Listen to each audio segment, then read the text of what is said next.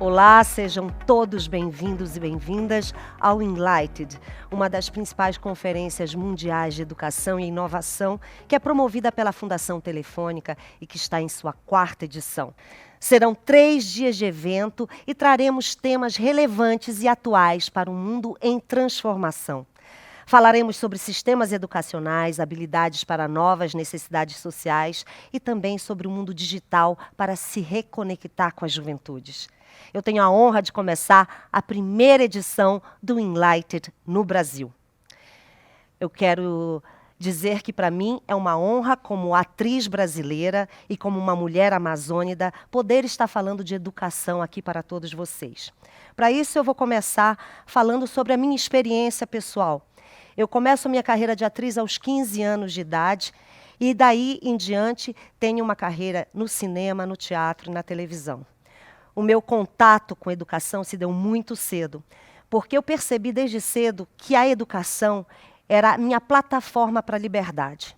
E isso foi um trunfo durante toda a minha vida, porque ao longo da minha existência como atriz e como cidadã, a educação foi sempre o meu diferencial. Eu tive a oportunidade, ao longo de todos esses anos, de ter um contato muito próximo com a educação no Brasil através da Unesco. O meu trabalho social me permitiu ter contato com essa diversidade que é o nosso país, por ser um país gigante em terras contínuas e descontínuas. Mas eu gostaria de começar falando do meu estado e da minha região, que é a Amazônia, que é uma dessas regiões que ela faz parte de uma região de terras descontínuas, principalmente. O que é que isso quer dizer? Terras onde o acesso é fluvial, é através das águas. Terras onde as distâncias são muito longínquas. E isso faz com que a gente tenha que perceber o Brasil a partir de uma regionalidade para entender educação. Gente, o Brasil é essa terra gigante, é um país gigante. Então, pensar na educação de uma maneira global é difícil, porque as particularidades da regionalidade no Brasil são as necessidades que se mostram para cada região e para cada conceito daquela criança que pertence ao lugar. Vou me explicar melhor. Por exemplo, na região norte do Brasil, a gente tem uma profusão de comunidades ribeirinhas. O que são as comunidades ribeirinhas? São comunidades isoladas que vivem nas beiras de rios. Ou seja, a gente, quando fala dessas comunidades, a primeira dificuldade para essas crianças e jovens terem acesso à educação é a distância, é o transporte. Então, quando a gente for pensar em educação, a gente não pode pensar só no conteúdo que vai ser passado para aquela criança, mas sim como é o acesso dessa criança à escola. Então, por isso, eu começo a falar de acessibilidade. Nem vou dizer que vocês devem imaginar que muitas dessas crianças não possuem nem documentos e muito menos luz dentro das suas casas. Então, a gente não está falando também de uma conexão digital. Geralmente, o que é que precisa para levar educação para essas crianças que moram nessas comunidades ribeirinhas ou em terras distantes onde o acesso é difícil? A gente precisa de uma política pública que faça com que essa criança, em primeiro lugar, tenha acesso à escola. E a coisa mais linda, eu posso garantir para vocês, é ver crianças uniformizadas, indo nos seus barcos, às vezes canoas pequenas com as suas mochilas, às vezes trafegando 2 horas para chegar nas suas escolas. Isso me emociona, por quê? Porque a gente vê o esforço, a determinação desses pais em conduzir seus filhos à escola, porque com certeza eles não tiveram essa oportunidade. Então, fazendo essa localização regional do nosso Brasil, eu diria que esse é o primeiro passo, vamos dizer assim, para a gente falar de acessibilidade. Não estou falando de acessibilidade em relação ao movimento digital, à inclusão digital, que a gente sabe que é muito importante. Eu estou falando mesmo de transporte.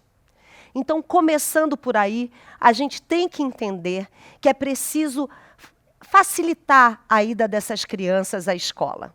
fazer com que os pais não tenham essa preocupação. Então, isso me deixa assim, muito com um olhar que eu gostaria muito que tivesse esse apelo para que a primeira ideia que a gente tivesse sobre educação é dar acesso a essas crianças à escola. Chegando na escola, eu gostaria de fazer uma referência para vocês de um instituto chamado Instituto Caruanas, que fica no Marajó. Para quem não conhece, a ilha de Marajó é a maior ilha fluvial, eu acho que é a maior do mundo. É uma ilha que provavelmente tem o tamanho de muitos países. E ela é uma ilha que tem esse cenário de terras que eu dei, que são dessas comunidades ribeirinhas, mas também pequenas comunidades que se formam em pequenas cidades. Existe uma cidade que chama Soure, que é onde está esse Instituto Caruanas. Por que eu quero citar como exemplo esse instituto? Porque, para mim, ele é uma referência do que seria o ideal para que todas as crianças pudessem estar na escola. Para vocês terem uma ideia, em primeiro lugar, essa escola ela é suspensa porque tem 6 meses de cheia e 6 meses de seca. E essas crianças ingressam na escola e elas não aprendem somente a ler e escrever. Isso que é a coisa mais linda e que eu queria falar sobre a especificidade desse lugar. E como educação tem a ver com pertencimento. Aquelas crianças pertencem à Amazônia, como eu pertenço. Então, quando eu digo que elas não aprenderam só a ler e escrever, porque elas aprenderam, e aprendem, porque o Instituto está lá, e é um dos institutos apoiado pela Unesco, um dos institutos apoiados pela Unesco, o que mais me comove é que elas aprendem sobre as fases da lua, sobre as ervas amazônicas, sobre os frutos amazônicos, sobre a cerâmica marajoara, sobre os bichos, sobre quando tem a revoada de um certo tipo de pássaro, é porque vem chuva. Aprendem a sentir o vento e o cheiro da floresta. Qual escola que ensina isso? Qual é a escola que ensina um amazônida a viver na Amazônia? Qual é a escola que se preocupa em perpetuar a originalidade de uma região? Essa educação, para mim, é a educação da liberdade. Você ter a oportunidade de se educar é a oportunidade que você tem de ser livre. Desde cedo eu quis ser uma mulher livre. Desde cedo eu percebi que a minha conexão era com a liberdade. E conhecimento é liberdade. Negar conhecimento a uma criança, seja ela da cidade, seja ela dos recônditos do Brasil amazônico, é você criar prisioneiros. Nós precisamos de pessoas livres.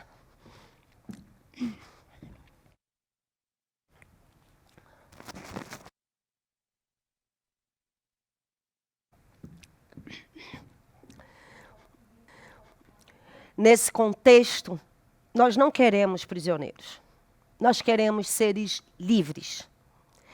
A educação, ela é a mola motora para a liberdade.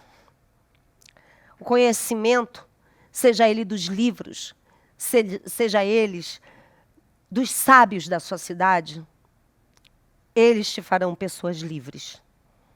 Por isso que eu acho que a maneira mais ampla de incluir é você dar a segurança para uma criança que ela pode ser livre. A educação forma pessoas, já dizia Paulo Freire, e pessoas transformam o mundo. Não é a educação que transforma diretamente, é através de indivíduos seguros do seu pertencimento, porque a escola ela é um lugar tão lindo de se aprender, porque ela faz com que você crie um pertencimento. Geralmente são os amigos da escola que você leva para a vida inteira. A escola é uma organicidade social. A escola é um lar. A escola é um lugar que eu acho que te embala também e te ensina a viver. Eu falo isso e me emociono, porque ao longo de todos os anos que eu tive um contato com o Brasil e com a educação, é impressionante como você vê a diferença de uma escola que é bem dirigida por seus diretores escolares, de uma escola que tem uma fragilidade na sua direção. Não estou falando de uma educação particular, eu quero me ater aqui à educação pública. Eu sou encantada com o mundo da educação, porque eu pude, ao longo da minha vida, perceber com vários exemplos, e o Brasil tem muitos exemplos, da capacidade e da capacitação que é um ser bem educado, um ser bem formado. Por isso, eu quero trazer a atenção à diversidade agora. A diversidade, gente, que é preciso ser implantada com sensibilidade. Aliás, eu acho que isso é um termo que valeria a pena falar aqui, o acesso à sensibilidade. O acesso à sensibilidade. Acesso à sensibilidade. Quando a gente se educa, a gente aprende muito sobre sensibilidade. Você vê um quadro, você aprende a se sensibilizar com aquele quadro. Mas eu não quero fugir da questão da diversidade, porque eu acho que quando a gente fala de Brasil, é preciso falar de diversidade. Porque o Brasil é gigante. Então, quando a gente pensa também nessa dimensão, a gente pensa como é que é em cada estado, como é que é em cada região, e por que não falar de mundo, já que a gente está num evento internacional. Então, ao longo dessa minha experiência na Unesco, eu pude perceber que não só você tem que dar pertencimento de regionalidade aos seus alunos, como também você tem que perceber que os tempos mudaram e a maneira da aprendizagem também mudou. A maneira de se comportar diante de uma sala de aula também mudou. A maneira de experienciar a educação também mudou. Então, o que é que eu gostaria de citar em relação a isso? A evasão escolar no Brasil, ela se dá, na sua maioria, em torno dos 12 anos de idade, quando os hormônios começam a interferir nos jovens. E esses jovens que hoje vivem nesse mundo imagético, onde tudo é imagem, tudo é tela, como seduzir esses pequenos cidadãos a terem interesse pela escola? Daí, a gente percebeu que, ao longo do mundo, os países que têm mais acesso e mais recursos conseguiram fazer isso de uma maneira muito eficaz nos últimos tempos, que foi tentar novas maneiras, novos mecanismos de aprendizagem. E isso tem tido respostas maravilhosas. Eu vou dar o exemplo de uma escola em Nova York, que ela ensina através de games. Então, aquele aluno que acha chato um professor ficar falando na frente da tela, eles fazem uma aprendizagem através de games. E quando eu falo games, não são só games eletrônicos, jogos também manuais. Então, toda a apresentação se faz em torno da dinâmica da diversão. Isso é um exemplo. Outro exemplo, como eu dei no início do Instituto Caruanas. A gente está falando, então, de uma ponta, aquele mundo que é o mundo atual, que é o mundo tecnológico, que é o mundo eletrônico, onde você tem aquele afã do jogo, que se você não der a resposta, você vai perder pontos, vai perder moedas. E aquela escola que eu citei no início, que ensina sobre a natureza, sobre o vento, sobre as águas, sobre os bichos, sobre as plantas. Qual era o ideal? Era tudo junto. Esse é o ideal. Nós não podemos nos desconectar do palpável, da vida, do afeto, da afecção. Nós todos precisamos ser afetados pela educação. A educação alimenta. A educação te deixa forte, robusto. A educação me faz sentir segura. Apesar de não ser uma acadêmica sobre educação, eu sou formada bacharelado em artes cênicas, mas me dá segurança para estar aqui hoje, nesse palco, com essa responsabilidade de dar o meu depoimento, o meu olhar sobre educação. Eu fico assim feliz porque a minha profissão, eu sou atriz, ela é uma profissão muito generosa.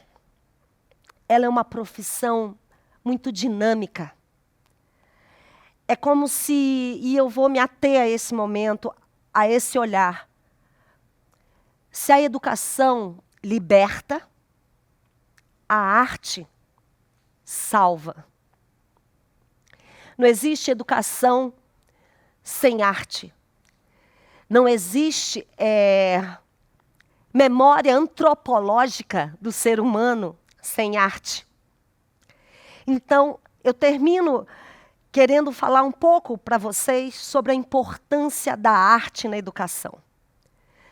A arte, ela é o elemento mais transformador, mais eficaz. Antes de entrar nesse palco, que é um palco de teatro, um palco que provavelmente muitos dos meus colegas já estiveram aqui, eu peço licença porque eu sei que esse palco tem memória artística. Eu sei que esse palco ele está preenchido de memória artística. E a arte na educação, ela é o elemento mais revolucionário que existe. Então, eu vejo a educação formada entre 3 pilares indissociáveis. Que é a educação por si só, o conhecimento científico, que eu acho que todos nós devemos ter contato para a gente poder escolher qual é a nossa área. Eu acho que o academicismo ele te permite você descobrir quem é você. Quem sou eu? O academicismo ele te ajuda a você descobrir isso. E quando a gente fala isso, é porque a gente sabe a dificuldade que os jovens têm em descobrir o seu caminho.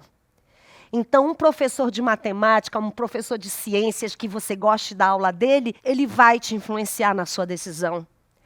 Um professor que dá uma aula eloquente, como eu recebi as minhas aulas de literatura, foi o caminho que me fez assim perceber que aquilo era uma possibilidade na minha vida. Ao mesmo tempo, eu era encantada com meu professor de geometria. Eu não acreditava que aquilo era uma aula de matemática da maneira tão eloquente como ele ensinava a geometria. E por um momento eu fiquei em dúvida entre ser uma engenheira e ser uma atriz. E eu confesso para vocês, não foi uma decisão fácil. E hoje eu sou feliz de ter escolhido essa profissão de atriz. E eu fiz questão de me formar academicamente, porque eu quis mostrar para os meus pais que o artista, ele é um acadêmico também. Eu tenho irmãos engenheiros, eu tenho irmã médica, eu tenho irmão doutor em educação física, assistente social. E eu queria, como atriz, também mostrar que existe um caminho acadêmico. E isso, para mim, foi... Já falei várias vezes essa palavra, foi libertador. Agora eu continuo dizendo que eu estava falando de 3 pilares. O outro pilar é o esporte. O corpo, ele precisa existir. E no momento que a gente fica tão passivamente, tanto tempo na frente das câmeras, na frente das telas, não das câmeras daqui, mas das telas, sim, o corpo, ele passa a ser passivo ao seu cérebro e eles caminham juntos. Então, aqui eu digo a importância do esporte. Porque o esporte é muito parecido com o terceiro pilar, que é a arte. A arte, ela te coloca quase como um observador de si mesmo. Fazer uma aula de teatro, você não precisa ser ator para gostar de uma aula de teatro.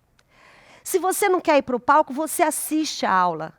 Uma aula de teatro, ela vale mais, eu não posso fazer essa comparação, mas uma aula de teatro, uma aula de corpo misturado a soltar a voz, misturado a abraçar o colega, a dizer seu nome. Eu lembro da minha primeira aula de teatro. A professora colocou a gente em roda e falou, cada um fala o seu nome. Vocês acreditam que muitas pessoas não conseguiam expressar o seu nome claramente? A professora pegava a partir daí, ensinava a pessoa a responder o próprio nome, com clareza, com calma. Isso forma uma criança, um alicerce. Isso dá para o jovem uma segurança de ser. Eu sou Dira Paz, atriz, mulher amazônida, e a educação, para mim, é libertação. Muito obrigada.